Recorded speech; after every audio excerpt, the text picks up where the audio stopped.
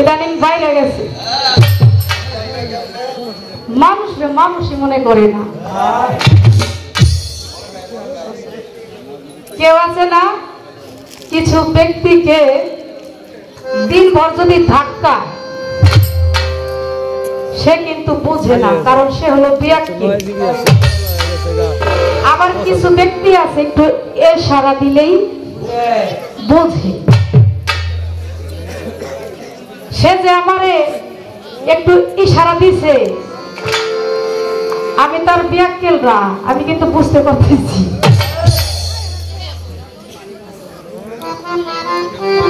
আসলে আপনারা সবাই খুশি হয়ে গেছে, কিন্তু আপনারা খুশি হইলে আমি বেশি খুশি নাই।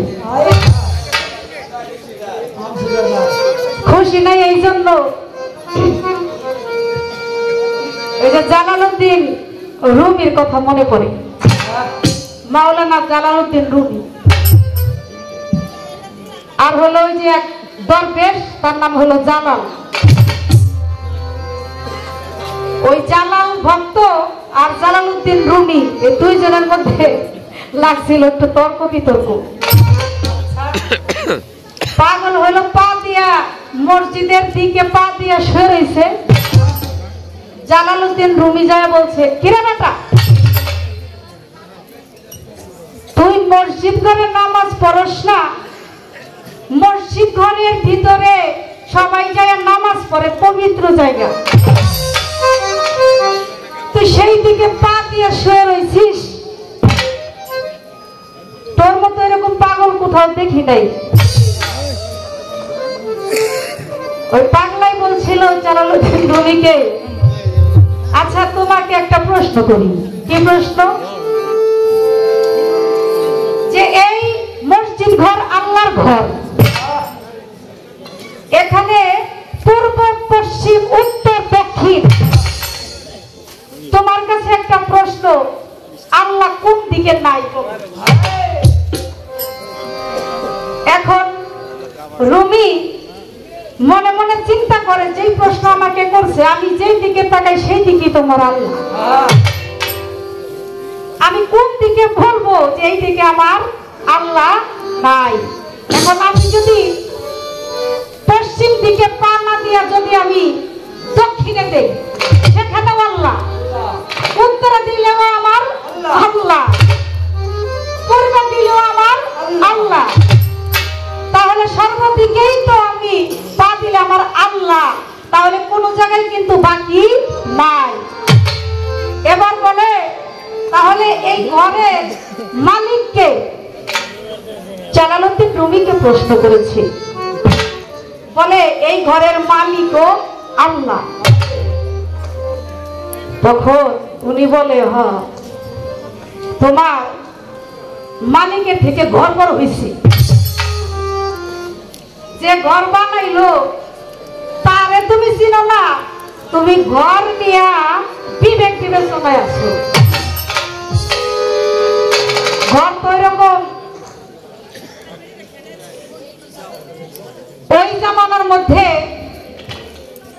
সেখানেও কিন্তু আল্লাহর সাথে পাল্লা পাল্লি করে সূরা ফিলে তার প্রমাণ আছে যে বাদশা আব্রাহাম, সে কিন্তু কাবা ঘর বানিয়েছিল, সেখানে জানি নামাজ পড়ে, সেটাও কিন্তু কাবা ঘর, সেখানেও কিন্তু নামাজের ঘর। উনি এই কথাটাই বোঝাইছেন যে আল্লাহ চাইতে কি তোমার ঘর বড় হইল, তুমি আল্লাহ খেদমত করো না, আল্লাহর কথাই সন্তুষ্ট না, আল্লাহর ইবাদতের খবর নাই, ঘর করো।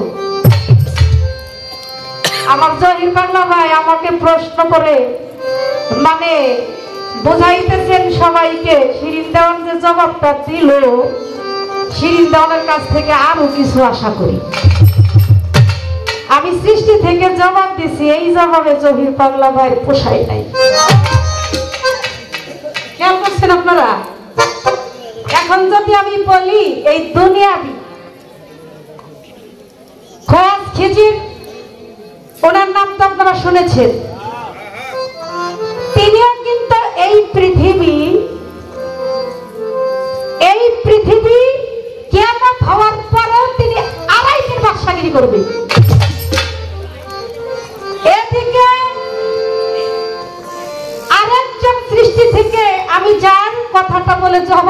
করেছিলাম, এটা কিন্তু কোরআন, কথা ঠিক কিনা বলে? এখন আমি কোরআন থেকে, সৃষ্টি জগৎ থেকে জবাব দিছি, এই কথাটা তিনি না বললেও পারত। সে বলতেছে আপা আপনি কি আমার প্রশ্নটা শুনেননি? হয়তোবা আমি সৃষ্টি থেকে জবাব দিছি। এখন কত জনেরই তো এইরকম জান কবজ করা যাবে না। এখন আপনি যদি এইরকম নির্ধারণ করে বলতেন যে আপা আসলে এই দুনিয়ার মধ্যে এমন একটা ইতিহাস হয়েছে যে এমন একটা ব্যক্তি, কোন একটা ব্যক্তির দোয়াতে সে জীবিত থাকবে, তাকে কেউ জান কবজ করতে পারবে না। প্রশ্নটা যদি এইভাবে করা হইতো তাহলে হয়তোবা আমি বুঝতে পারতাম যে আমার দুনিয়াবি কারো কথা জিজ্ঞেস করতেছে। আমার ভাই যে কথা জিজ্ঞাসা করেছে সেটা হচ্ছে এই দুনিয়ার মধ্যে, সে হচ্ছে বড় পীর আব্দুল কাদের জিলানীর একটা ঘটনা। বড় পীর আব্দুল কাদের জিলানী রাস্তা দিয়ে চলে যায়, সেখানে অনেক কবর দেখা যায়। উনি হেঁটে যাচ্ছে, হঠাৎ চেয়ে দেখে কবর থেকে একটা ব্যক্তি জিন্দা হয়ে আমার বড় পীর আব্দুল কাদের জিলানীকে সালাম দিতেছে। অনেক কবরের মাঝেও তিনি একটা কবর থেকে যিনি জীবিত হলেন, এই জীবিত হলেন আমার বড় পীর আব্দুল কাদের জিলানীর পদ স্পর্শে ওনার সেই মৃত ব্যক্তির পুনরায় উনি জীবন ফিরে পেয়েছিলেন। তো উনি আমার বড় পীরকে সেই দিন প্রশ্ন করেছিলেন, হুজুর আজকে থেকে আমি 700 বছর আগে মারা গেছি,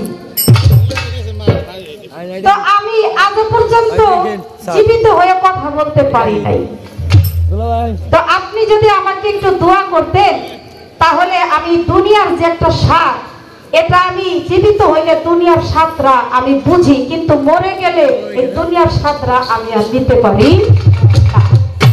তাই আমি যেহেতু মরেই গিয়েছিলাম, তাহলে আমি আর এখন যে জীবিত হয়েছি আমি আর বাঁচতে, মানে আমি আর মরতে চাই না। ভাই উল্টা কথা কোনটা? উনি তো একবার মরছে, আর বাঁচতে চাই না, এটা কি বুঝতে পারে না, বুঝতে পারে না, উল্টা কোন? আপনি এমন দোয়া করেন আমি আর কোনদিন মরতে চাই না। বড় পীর সেই দিন তার মাথায় হাত বুলিয়ে তাকে আশীর্বাদ করেছিলেন, দোয়া করেছিলেন যে তুমি যেহেতু জীবিত হয়েছ এবং তুমি দুনিয়ার স্বাদ গ্রহণ করতে চাও, দুনিয়ার স্বাদ গ্রহণ করতে হলে তুমি নামাজ পড়বা। তখন বলেছিল হ্যাঁ আমি দুনিয়ার স্বাদ গ্রহণ করার জন্য নামাজ রোজা সবকিছুই আমি পড়ব। তখন আমার বড় পীরের সেই আশীর্বাদে তিনি বেঁচে গেলেন।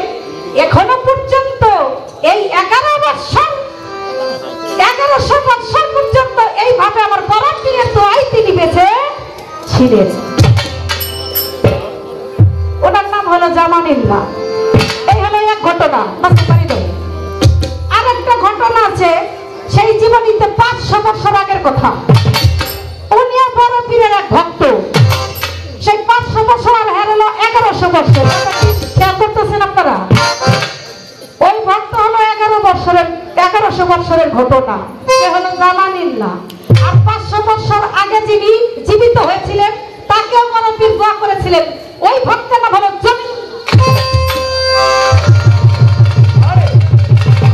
এখন এই দুনিয়া ভৈরা খালি দোয়া করছে, আর একজনের মরণ হয় নাই। কোন জবাব আমি দিই? আল্লাহ তা ভালো জানে।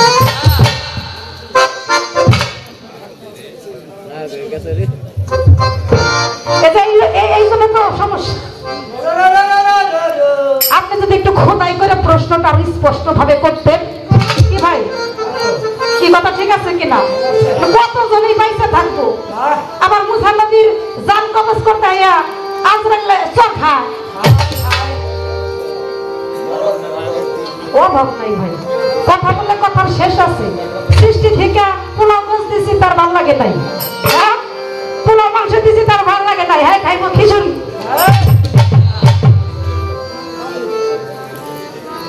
আবার আরেকটা কথাই ঠেকাইছি, কিছু কিছু কথা আছে মানে আমি বলি, মানুষ যখন মারা যায় বাবা, তখন তো সে মৃত ব্যক্তি নাকি? আচ্ছা, মৃত ব্যক্তি যখন মৃত হয়ে যায় তখন তো তাকে কবরে শোয়ানো হয়, কি বলেন?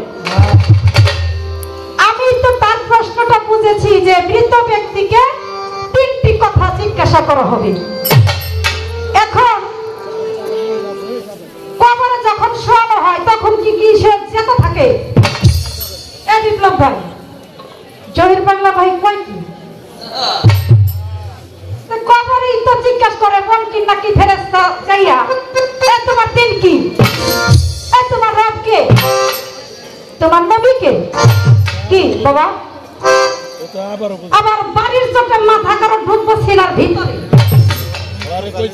কবরে যাকে শোয়ানো হয় সে মৃত ব্যক্তি। আবার যদি আপনি বলেন যে দুনিয়ার মধ্যে যখন মরণ হয় একজন মানবী যাইয়া তারা 3টা কথা বলে, এরকমও কিন্তু আছে। এখন কথা তো শেষ নাই, ছোট্ট একটা কথাও আছে, যে যেভাবে বুঝেন। আসলে কি সোনামুখী দোকানে, সরি কসমেটিক্স দোকানে যদি একটা সোনামুখী সই না থাকে তাতে কিন্তু দোকানের কোনো ইজ্জত চাই না। পূর্বেই কিন্তু আমি বলেছি কথার শেষ নাই, বলার শেষ নাই। এখন আরেক মৃত ব্যক্তি যারা দুনিয়ায় মরে তাদের কর্মের মধ্যে একটা শব্দ আসে, আসসালামু আলাইকুম ইয়া। কোন জায়গার পায়জামা যে কোন জায়গা দিয়ে ঢুকাইতেছে, যে যেভাবে বুঝে আর কি, কি বলে? এই শব্দ কিন্তু তার কর্মে দেওয়া হয়, আসসালামু আলাইকুম ইয়া আমি।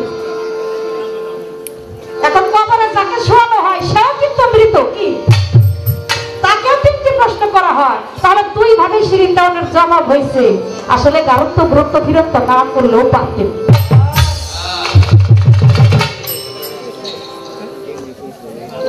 কি বলে?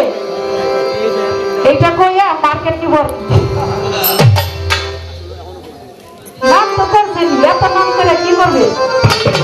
হ্যাঁ জহির বাংলা ভাই, আবারও বললাম কসমেটিক্স দোকানে ভ্যারাইটি সদাই থাকে, একটা সোনামুখী না থাকলে দোকানের কিছু আয়ও না যায়ও না।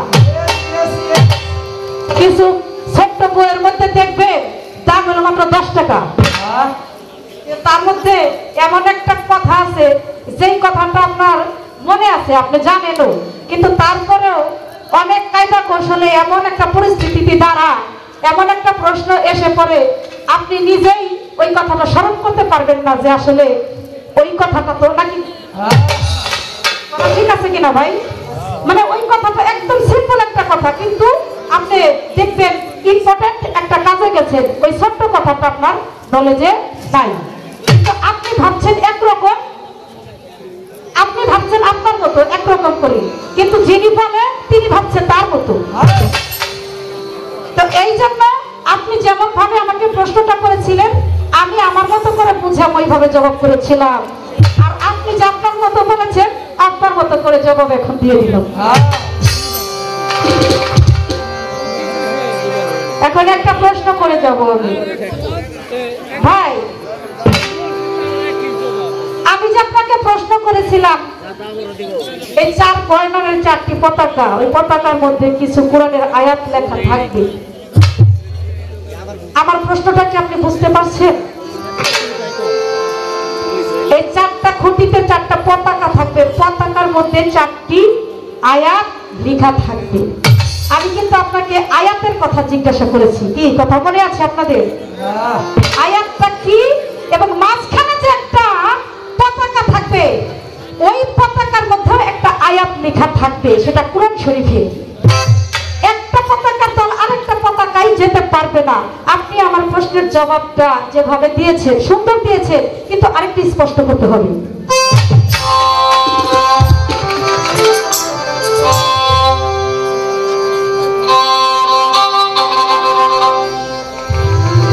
আমি জিজ্ঞেস করেছি আয়াতের কথা, আমি কোন ব্যক্তির নাম জিজ্ঞাসা করিনি যে চার জায়গায় 4জন ব্যক্তির নাম কি কি এটা জিজ্ঞেস করছি, এটা কিন্তু জিজ্ঞেস করিনি। পতাকার মধ্যে কি লেখা আছে আপনি তাই বলবেন।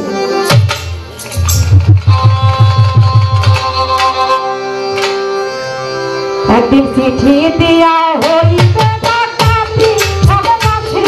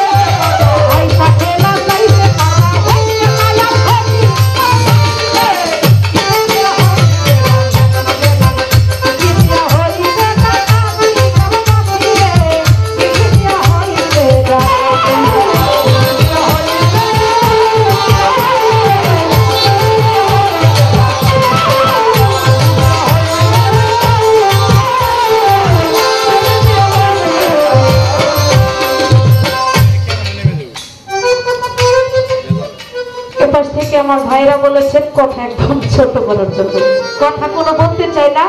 আমি প্রশ্ন করি নাই, একটি প্রশ্ন করে শুধু আমি আমার ভাবের গানে চলে যাব, কথা না বাড়িয়ে। আপনার কাছে আমার একটু জানার বিষয়, বেহেশতীদের শান্তির কথা, বেহেশতীদের শান্তির কথা পবিত্র কোরআন শরীফে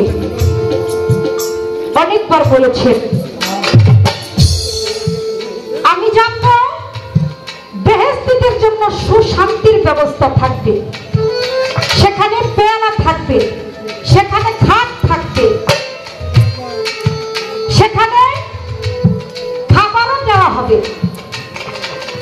শুধু আমার এতটুকুই জানার বিষয়, খাটটা কিসের থাকবে, পেয়ালাটা কিসের থাকবে, কি দিয়ে তৈরি থাকবে, খাবারটা যে দেওয়া হবে সেই খাবারটা কি খাবার দেওয়া হবে, যেই খাবারটা দুনিয়ার কোনো খাবারের সাথে মিল করা।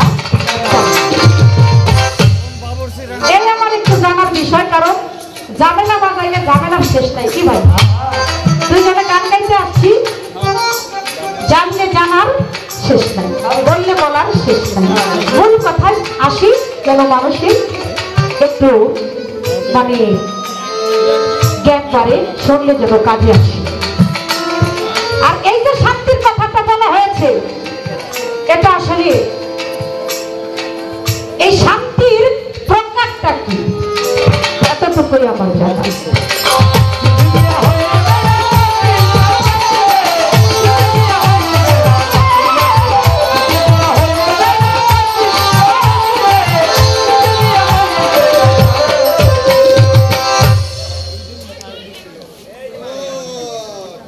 আমাকে বলেছিলেন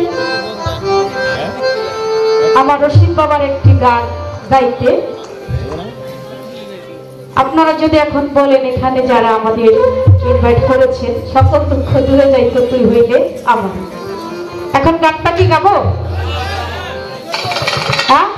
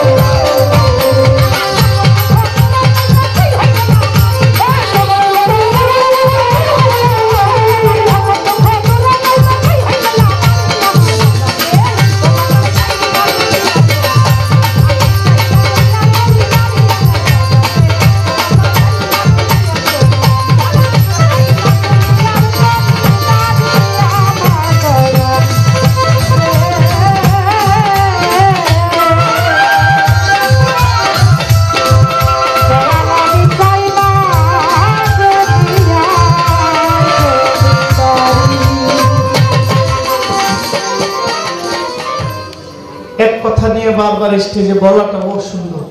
লেবু বেশি টিপলে পিতা হয়। তবে আমার প্রশ্ন করাটা কিন্তু সঠিক ছিল না ভুল ছিল?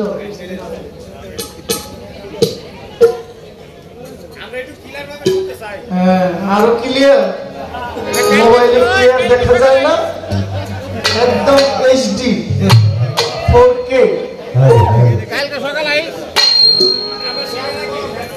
আপনার বাড়িতে জানে উল্টা পাল্টা কিছু একটা কই আর এদের দিলেন।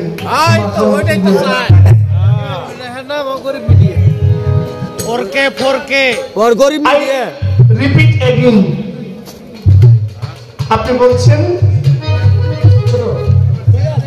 একটা কসমেটিক দোকানে একটা সোনামুখী সুই না থাকলে দোকানটা খালি।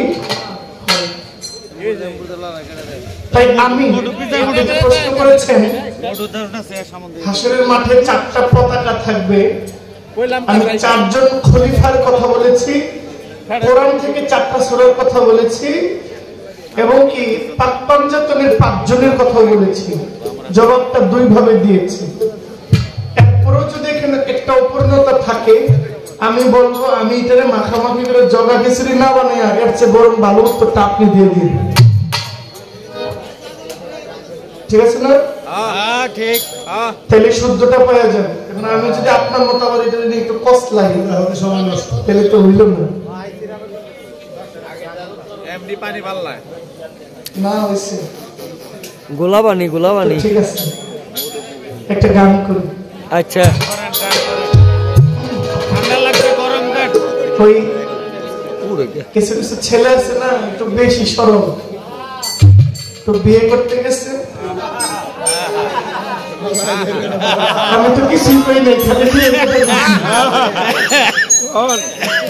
আল পায়ে গেছে তো বিয়ের পরে যখন কবুল টবুল সব শেষ, একটু মিষ্টি মুখ করে না, আমারও করেছিল। এখন যেমন বুঝি তখন যদি এমন বুঝতাম মিষ্টি খাইতাম না, তাহলে এই কাম করতাম। মিষ্টি খাইতাম না। শ্বশুরে আইছে জামাই, খুব শখ করে আমার জি মেয়েটা বড় করছে। যদিও আমি হাসতে হাসতে বলছি, ওই সময়টা একজন বাবা জানে যে নিজের ঘরের সবচেয়ে আদরের বস্তু ছিল তার মেয়ে, এই আদরের বস্তুটা আরেকজনের কাছে দিচ্ছে। জীবনে চিনা নাই, জানা নাই, দেখা নাই, শোনা নাই, হঠাৎ করে এই ঘরের একটা মেয়ে ওই ঘরে গিয়ে মানায় উঠতেও তো একটা সময়ের ব্যাপার। বাবা খুব আদরের মেয়ে, এক আল্লাহর হাতে দিলাম, আরেক তোমার হাতে দিলাম। তো আমরা আপার মতো একটু সরল মানুষ আছে না, উনি তো বিপরীত লিঙ্গের, মানে পুরুষ লিঙ্গের বেশি সরল যারা। আব্বা জান যে কি করেন, আপনি এত সব করে আপনার মেয়ে আমার হাতে দিচ্ছেন, আপনার মায়ে কি আমার মায়ে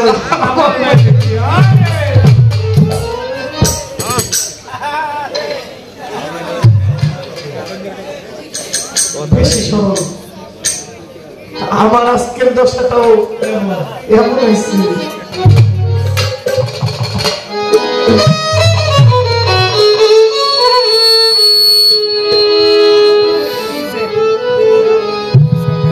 খাতুন জান্নাত মাগো, খাতুন জান্নাত মাগো, ফাতেমা আমার, এই বিশ্ব জগৎ মাগো করিবেন উদ্ধার, এই বিশ্ব জগৎ মাগো করিবেন উদ্ধার। খাতুন জান্নাত মাগো, খাতুন জান্নাত মাগো, ফাতেমা আমার, এই বিশ্ব জগৎ মাগো করিবেন উদ্ধার, এই বিশ্ব জগৎ মাগো করিবেন উদ্ধার।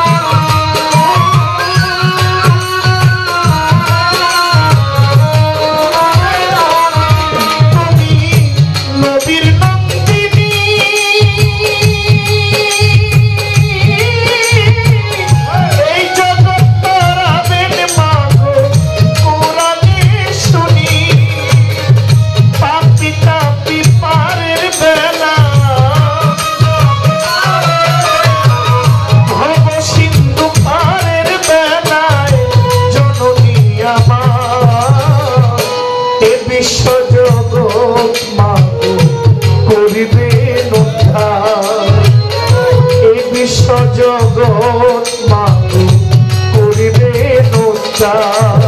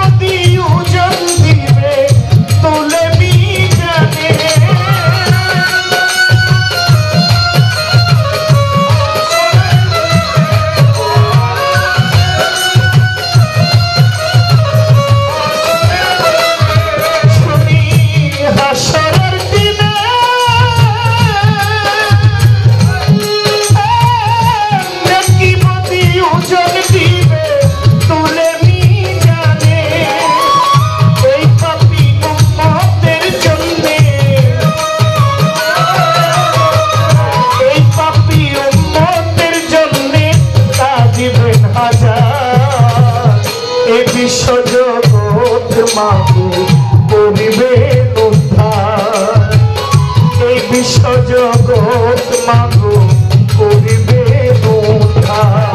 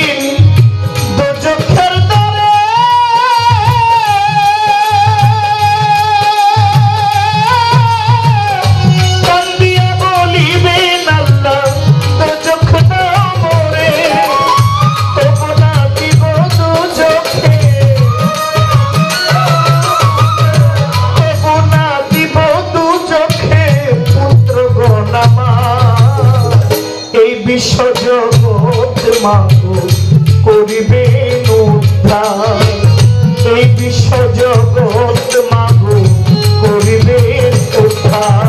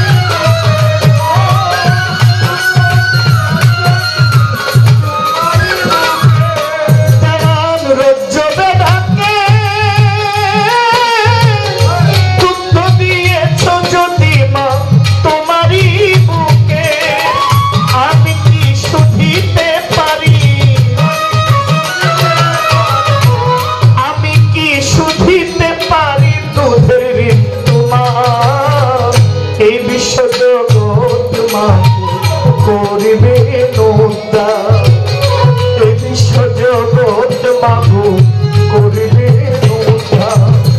খাতুনে জান্নাত মাগো,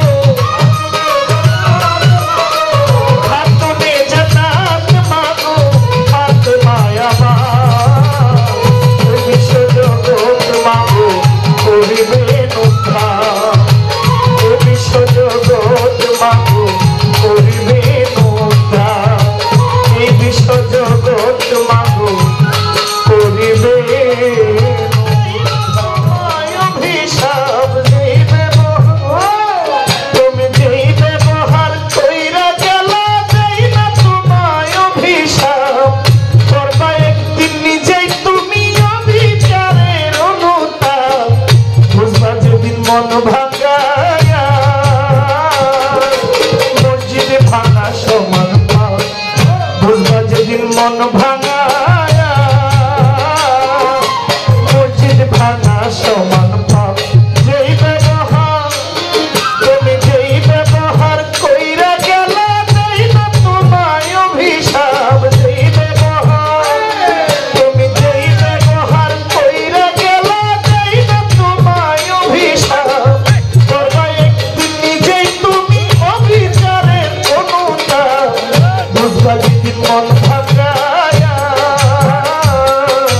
মসজিদ ভাঙা সমান পাপ বুঝবা যেদিন মন ভাঙায়া মসজিদ ভাঙা সমান পাপ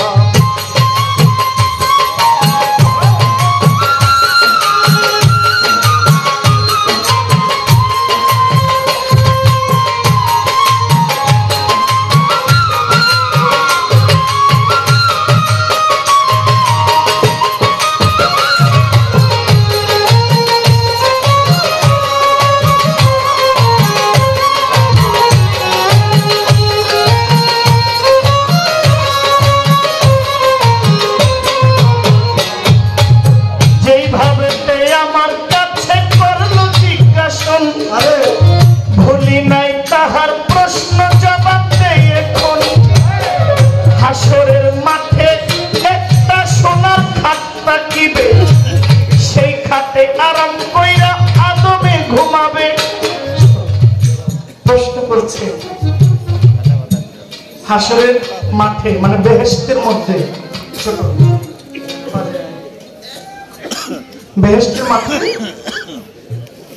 বেহেশতের মধ্যে মানুষ একটা খাটে একটা বিছানায় শুবে সেই বিছানাটা কিসের পেয়ালা থাকবে সেই পেয়ালাটা কিসের সেখানে খাবার থাকবে কি থাকবে বেহেশতের প্রকার কি শান্তির প্রকার কি প্রশ্ন কিন্তু এগুলো ঠিক না প্রথম শর্ত হলো আগে আপনাকে বুঝতে হবে জান্নাত কি আর জাহান্নাম কি বেহেশত মানে জান্নাত হইল আরামের জায়গা শান্তির জায়গা জাহান্নাম হইল কষ্টের জায়গা এখন বর্তমান প্রেজেন্ট আপনি যে অবস্থায় আছেন আপনি শারীরিক মানসিক পারিবারিক সামাজিক সব দিক থেকে যদি মনে করেন আপনি ভালো আছেন তাহলে আপনি বেহেশতে আছেন ঠিক না আর যদি শরীর খারাপ থাকে ঘরে গেলে সন্তানের অশান্তি স্ত্রীর অশান্তি বা স্ত্রী মনে করে স্বামীর অশান্তি আমি শুধু এক পক্ষকে বলছি না মায়েরা কে বলছে আমরা কি ঘরে গেলে বেড়াইতে খালি অশান্তি না কোন পুরুষ আছে যে তাদের স্ত্রীরও অশান্তিতে রাখে পারিবারিক সামাজিক ব্যক্তিগত মানসিক সব দিক মিলে আপনি যদি মনে করেন যে আমি ভালো নাই তাহলে মোটামুটি আপনি একটা জাহান্নামের মধ্যে তাহলে জান্নাত হইল বেহেশত হইল একটা তার দরজা হইল 8টা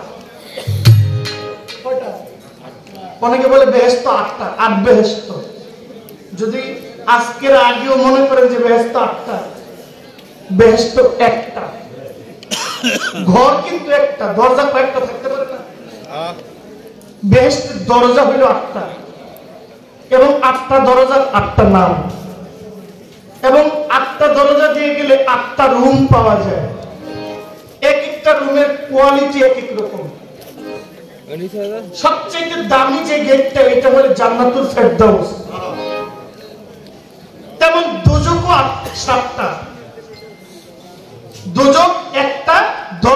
দরজা 7টা,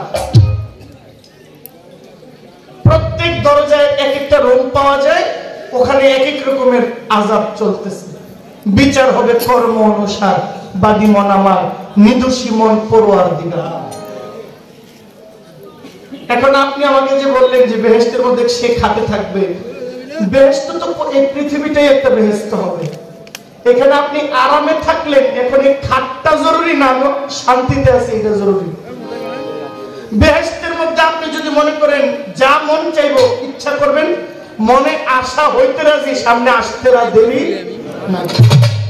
আল্লাহ পাক কোরআনে সূরা মুহাম্মদের 15 নম্বর আয়াতে প্রমাণ করেন জান্নাতবাসীর পায়ের নিচে দুধের নহর থাকবে। সুবহানাল্লাহ। কি থাকবে? দুধের নহর, এমন কোমল পানির নহর বয়ে যাবে, সারা জীবন পান করলেও সেই নহর ফুরাবে না। ঠিক পাশাপাশি দুজকবাসীদের জন্য আয়াত নাযিল হয়েছে যে জাহান্নামীদের জন্য গরম তীব্র তাপ পানি বায়ু নিজ দিয়ে প্রবাহিত হতে থাকবে। এই পানির ছিটা যদি কোনো মানুষের উপরে পড়ে, সেই জায়গাটা পচে গলে পুজ রক্ত পড়বে, এত অশান্তি থাকবে। তেমনি ভাবে হাদিস শরীফে, মুসলিম শরীফে 2835 নম্বর হাদিস মুসলিম শরীফে বলছেন, আমার রাসূল সাল্লাল্লাহু আলাইহি ওয়াসাল্লাম ইবনে আব্দুল মালিক রাদিয়াল্লাহু তাআলা হইতে বর্ণিত সহিহ হাদিস, জয়ীফ না।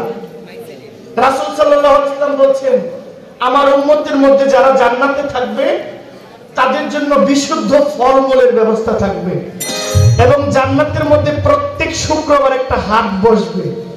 ওই হাটে কিছু সদাই বেচা কিনা হবে, কোনো অর্থের দামে নয়। প্রত্যেক জামাতের দিন, জুম্মার দিন একটা হাট বসবে। ওই হাটের মধ্যে উম্মত যারা জান্নাতবাসী, আমার এই জান্নাতবাসীদের মধ্যে তারা যা আগ্রহ প্রকাশ করবে জান্নাতি খাবার, নিয়ত করতে দেরি, উপস্থিত হইতে দেরি থাকবে। সেই হাট বাজারের মধ্যে উত্তর দিক থেকে এক প্রবাহিত বাতাস, কিছু ধুলাকণা সহ বাতাস আইসা জান্নাতীদের গায়ের মধ্যে লাগবে। জান্নাতীরা ওই ধুলাবালির গায়ের মধ্যে লাগা তাদের দেহের সৌন্দর্য আরো বাইরে যাবে, তারা বৃদ্ধ হবে, তাদের যৌবন ফুরাবে, তাদের জন্য সারাবান তহরা থাকবে, তাদের জন্য সারাপ থাকবে, তাদের জন্য এমন বস্তু, এমন খাবার থাকবে যে খাবার আজীবন খাইলেও তাদের খাবারের অভাব। এবং আমরা দুনিয়াতে যেটা খাই, এটা খাইলে বের হইনি, বের হয় না। কেউ কালকে রাত্রে যা খাইছি এগুলো বের হইব না, বা সবই বের হইব। আর এমন যা বের হইব একটাও পাক না, সব কি যা বের হইব, যা নিছি সব তো পরিষ্কার খাইছি, যা বের হইব তাকে পরিষ্কার আসবো। একটা জিনিস পরিষ্কার আসবে, আপনি যা খাবেন চোখ দিয়ে, কান দিয়ে, নাক দিয়ে, মুখ দিয়ে, মলধার জলধার, নিচে দুইটা রাস্তা, একটা জলাধার একটা মলাধার, যা আসবে সব অপরিষ্কার। পরিষ্কার একটা পানি আছে, যে পানিটা মানুষের চোখ দিয়ে বের হয়। মানুষ খুশি হইলেও কাঁদে, বেশি আঘাত পাইলেও কাঁদে। খুশি হইয়া কাঁদলে যেটা আসে, এই পানি হইল দোয়া, আর কষ্ট নিয়ে যে পানি পড়ে এটা হইল অভিশাপ। এক পেয়ালা থাকবে, এই পেয়ালাটা কি? জান্নাতের মধ্যে যে পেয়ালা থাকবে, পৃথিবীর মধ্যে সবচেয়ে দামি ধাতু পদার্থ কি এটা আমি জানি না। হইতে পারে জহরত, হইতে পারে হীরা, মণি, মুক্তা, কাঞ্চন, ঠিক নেই। আমার মনে হয় পেয়ালাটা এমন এক ধাতু দ্বারা তৈরি হবে, পৃথিবীর মূল্যে এই ধাতু দিয়ে বানানো সম্ভব। সেখানে থাকবে মধু, সেখানে থাকবে দুধ, সেখানে থাকবে অমৃত বেহেশতের ফল। আর শান্তির কথা কি? ওই যে বললাম বসে আছি, যদি মনে করি ভালো আছি বলেন আলহামদুলিল্লাহ, খুব শান্তিতে আছি, জান্নাতে আছি। অশান্তিতে আছি মানে জাহান্নামে আছি। এই তো ফিল করা যায় ভালো আছি, এটাই। এই পর্যন্ত আপনার কথা রইল। রাত 3:10। আপনাকে আর প্রশ্ন করব না, তবে আমি যে কথাটা বললাম, আপনি আমাকে যে প্রশ্ন করেছিলেন, যদি মনে করেন আমার জবাবটা ভালো হয় নাই, তাহলে নিশ্চয়ই ভালো জবাবটা প্রশ্নকারীর কাছে আছে। আপনি দিয়ে দিলে আমিও শিখলাম, আমার দর্শকরাও সঠিকটা যাই না গেল। এত ক্লিয়ার করে কথা পেয়েও যদি শিরিন দেওয়াল না বুঝে, আবার গিয়া ভর্তি হবো প্রাইমারিতে।